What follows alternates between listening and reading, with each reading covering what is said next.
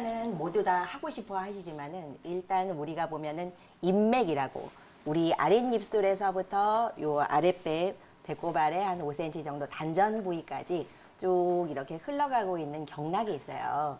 근데 이 인맥이라는 거는 우리가 스트레스를 받거나 심하게 화를 참거나 이랬을 때 요 가슴에 있는 단중자리나 명치, 중환, 배꼽 이렇게 인맥을 통과하고 있는 혈자리들이 전부 다 막히게 되세요. 그래서 이제 막혀버리면은 복식 호흡을 하고 싶어도 숨이 밑으로 내려가지 않는 경우가 상당히 많습니다. 그래서 복식 호흡을 하세요라고 말씀을 드려도 환자들이 그렇게 특히 평소에 화를 많이 쌓아두셨던 분들은 호흡을 해도 깔딱깔딱 하고 있어요. 짧게, 얕게 이렇게 하고 있기 때문에 그런 분들은 일단은 여기 가슴 쪽 이쪽을 먼저 좀 풀어줄 수 있는 이 가슴 호흡을 먼저 시작을 하시는 것도 상당히 좋으세요.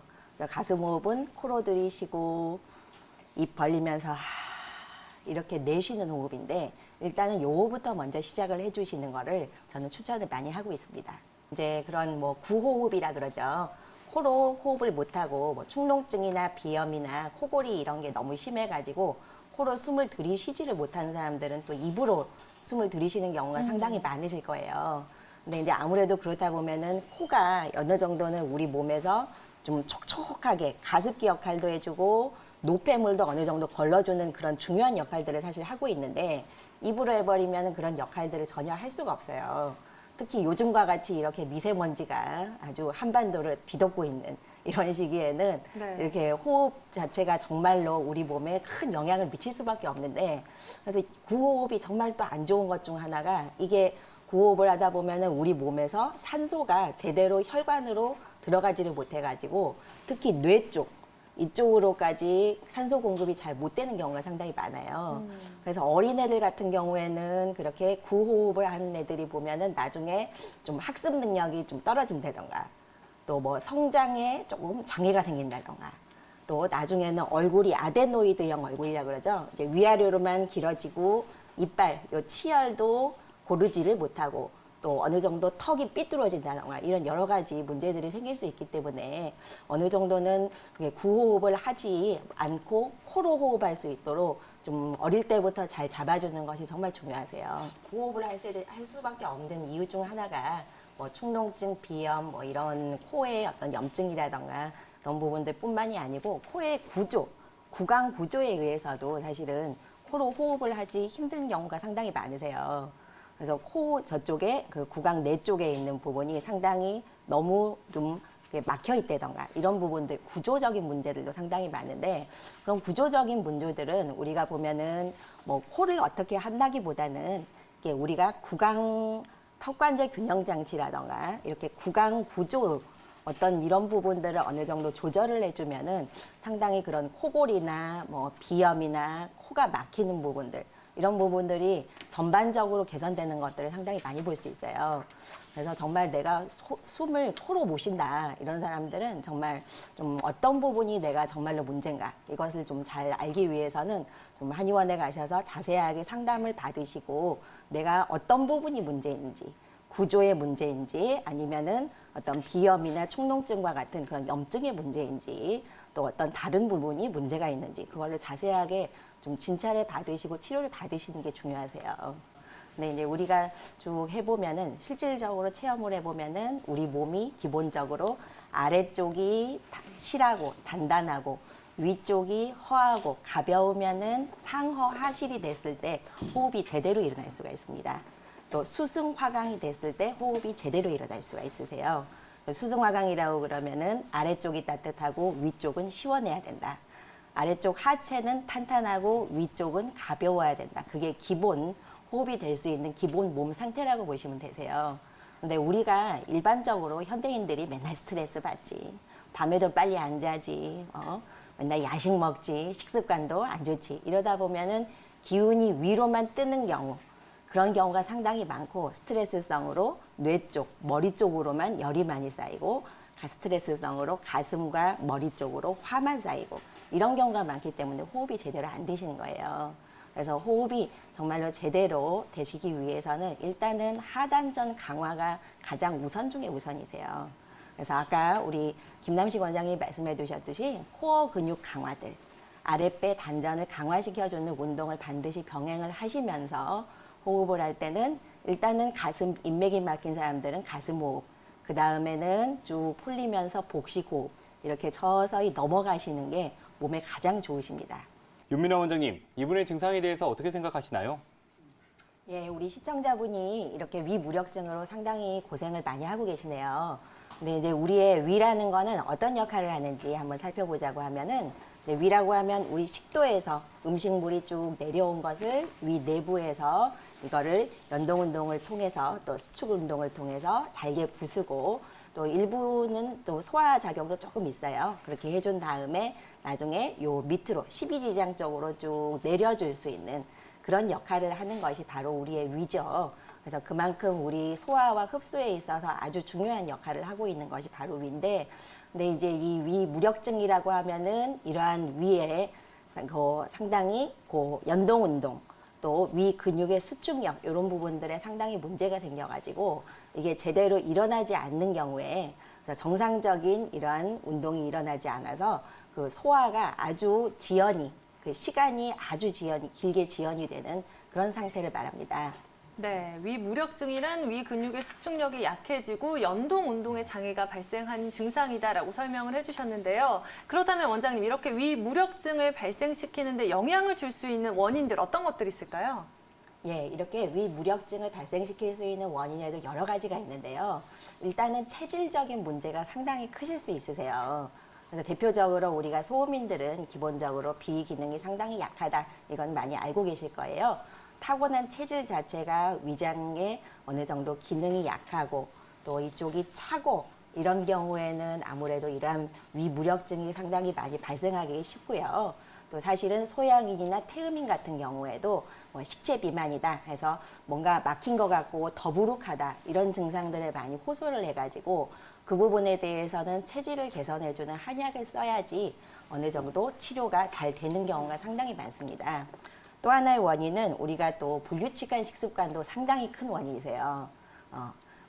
식사를 제때 하지 않고 또 너무 기름지거나 자극적이거나 그런 음식들을 지나치게 많이 드신다던가 과식을, 특히 밤에 주무시기 전에 과식하시는 분들, 그런 분들은 위 기능이 좋아질 수가 없습니다. 또 이제 또 다른 원인으로는 우리가 또 노화에 의해서도 많이 오시죠. 그래서 어르신들 보면은 괜히 별거 먹지도 않았는데 죽만 먹었는데 소화가 안 되고 더부룩하다. 이렇게 호소하시는 분들이 상당히 많으세요. 그래서 아무래도 나이가 들면서 위 주위에 있는 그런 근육들 상당히 좀 약해지는 부분도 있다. 이렇게 볼 수 있겠고요. 또 자율신경 실조증, 또 평소에 내가 스트레스를 지나치게 많이 받는다든가, 또 피로가 오랫동안 쌓였다던가, 잠을 제대로 못 잤다던가, 이런 식으로 해서 우리 몸에서 자율신경계가 어느 정도 제대로 정상적으로 작동을 못하게 됐을 때 위무력증이 나타나기 쉽고, 또 기타로는 호르몬 분비라던가 또 위절제술을 받았다던가 이러한 여러 가지 원인들도 같이 고려해 볼 수 있겠습니다. 윤민아 원장님, 다양한 지자체에서 이렇게 한의원들과 함께 치매와 관련된 사업들을 하고 있잖아요. 잘 진행이 되고 있나요? 예, 이제 일단은 서울과 부산 등지에서 여러 군데에서 지금 어르신들 치매 예방 사업이다 해가지고 치매 우울증 그쪽 관리하는 사업들을 지금 몇 년 전부터 하고 있어요. 해당되시는 분들께는 한약, 침, 이런 약침 이런 부분들을 통해서 그 사업 시행하기 전후로 그 치매 점수와 우울증 점수를 다 비교해가지고 우리가 해보고 있는데, 확실히 보면은 점수가 우리 한의원에서도 해보면은 확실히 좋아지는 부분들이 대부분이시고요. 환자들도 만족도가 너무나 좋습니다. 그래서 주위의 한의원들 또 우리 동네에서 하는 곳이 있다면은 꼭 한번 해보시기를 권해드리겠습니다.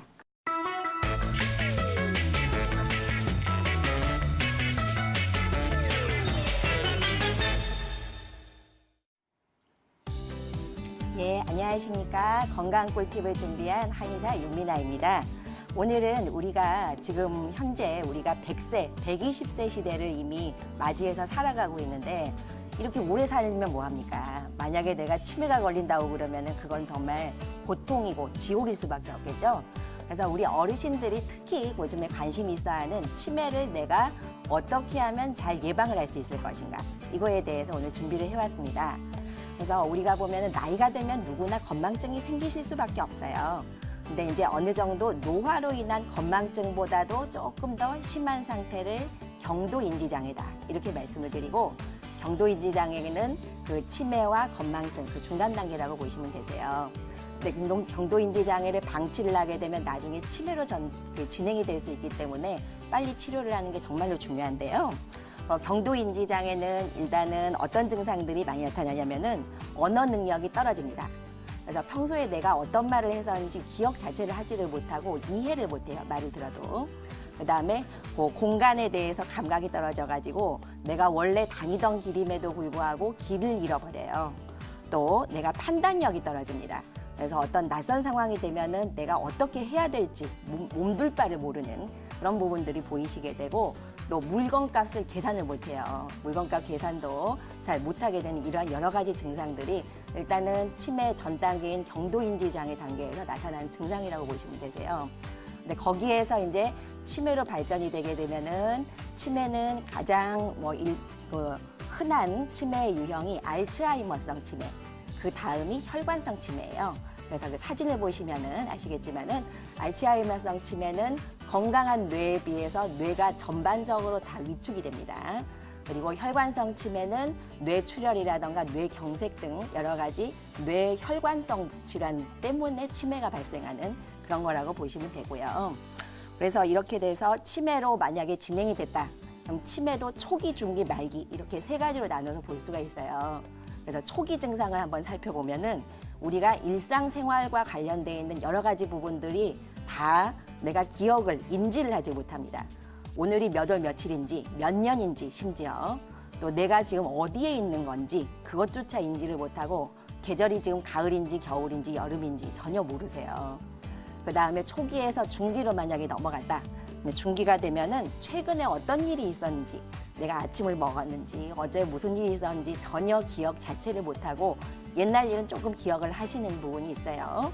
그다음에 그것뿐만이 아니고 또 대소변도 자기 본인이 스스로 처리를 하지를 못하고 공간 능력이 없어지기 때문에 혼자서 외출도 할 수가 없어요.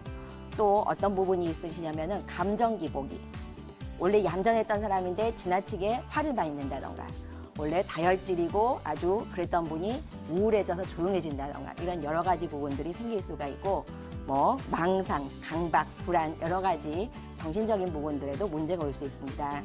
근데 이 중기가 더 심해지게 돼서 말기로 진행이 되면은 아예 언어 구사하는 능력이 없어져 가지고 무슨 말을 옹알옹알 하시는데 전혀 알아들을 수가 없게 되세요. 그다음에 대소변은 전혀 못 가리시고 식사조차도 본인 스스로 못하고, 또 뇌가 완전히 기능을 멈춘 것처럼 다리도 움직이지 못하고 전혀 아무것도 못하는 그런 상태로까지 진행이 되게 됩니다. 그렇다고 하면은 이렇게 우리가 이 무서운 치매를 어떻게 하면은 생활 관리로 예방을 할 수 있을 것인가, 이거를 한번 살펴보겠습니다. 일단은 올바른 생활 습관을 평소에 만들어주는 게 아주 중요한데요. 제일 첫 번째로 식습관. 하루에 2번에서 3번 정도는 규칙적으로 식사하시는 부분들 꼭 해주시고, 또 치아 관리도 엄청나게 중요합니다. 이빨이 다 빠졌다고 하더라도 틀니나 임플란트를 통해서 꼭꼭 씹어주는 거, 그것 자체가 내 뇌를 활성화시켜준다는 거. 그다음에 밤에 잘 주무시고 또 술, 담배, 또 체중 관리 다 중요하실 거예요. 또 평소에 내가 생활도 아주 건강하게 해주시는 게 중요한데, 취미나 봉사활동, 또 어떤 새로운 거를 배운다던가 이런 것들을 해주시는 분들이 대체적으로 보면 건강하고 활기차게 생활하는 거를 많이 볼 수 있습니다. 또 이제 뇌에 좋은 체조와 호흡, 명상 이런 부분들도 아주 중요한 좋은 예방 방법이라고 볼 수 있는데요. 일단은 걷기.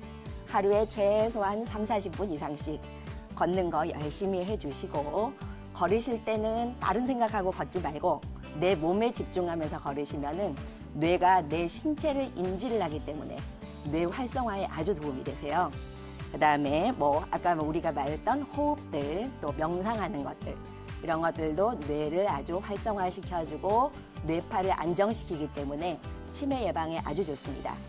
마지막으로 제가 기체조 한두 개 정도 좀 소개를 드린다고 하면은, 일단은 뇌파 진동이라고 있어요. 가만히 앉아가지거나 아니면 누워가지고 내 뒷목, 뒷목을 중심으로 고개를 도리도리 이렇게 해주시면서 호흡은 코로 들이쉬고 입으로 하 하고 내쉬어주시고 요 뒷목에 잘 집중을 해주시면은 뇌 혈관들이 혈액순환이 아주 도움이 되시고 뇌 신경계가 이완이 되기 때문에 아주 좋습니다. 또 무한대 그리기 요거 하나 더 추천을 드릴게요. 무한대라고 하면은 우리가 이렇게 생겼죠. 무한대 기호는 이거를 다 내 손으로 해보는 건데 손으로 이렇게 해주시는 것도 아주 좋습니다. 그래서 이상으로 제가 오늘 치매 예방법에 대해서 말씀드렸습니다. 감사합니다.